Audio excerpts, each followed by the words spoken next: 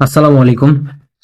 নাসিরুদ্দিন পাটোয়ারি ঢাকা ৮ আসনে নির্বাচনে হেরে গেলেও তিনি সংসদ সদস্য হিসাবে সংসদে যেতে পারবেন। কিভাবে?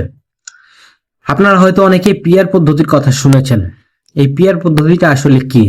পিআর পদ্ধতি হচ্ছে এমন একটি প্রক্রিয়া যার মাধ্যমে আপনার আসনগুলো বন্টন করা হয় শতকরা ভোটের অনুপাত অনুযায়ী।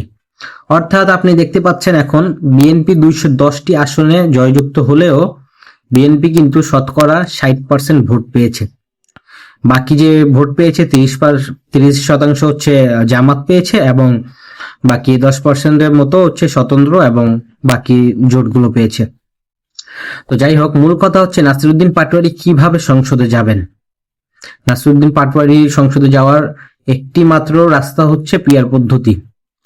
যদি পিআর পদ্ধতিতে আসনগুলো বন্টন করা হয় তাহলে আপনি দেখতে পাবেন যে সংসদের ৩০০ আসনে ৬০% বিএনপিকে দেওয়া হবে এবং ৩০% জামাতকে দেওয়া হবে।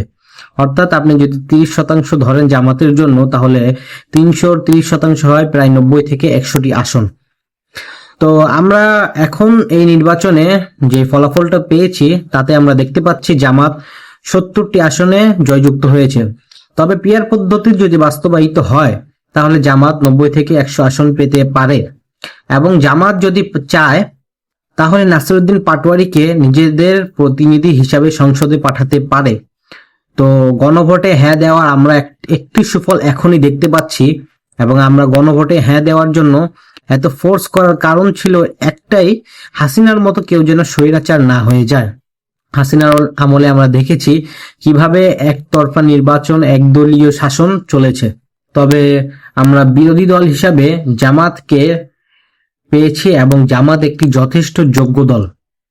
আশা করি এই ৫ বছর, আগামী ৫ বছর আমরা খুব সুন্দর একটি সংসদ, খুব সুন্দর একটি দেশ দেখতে পাবো।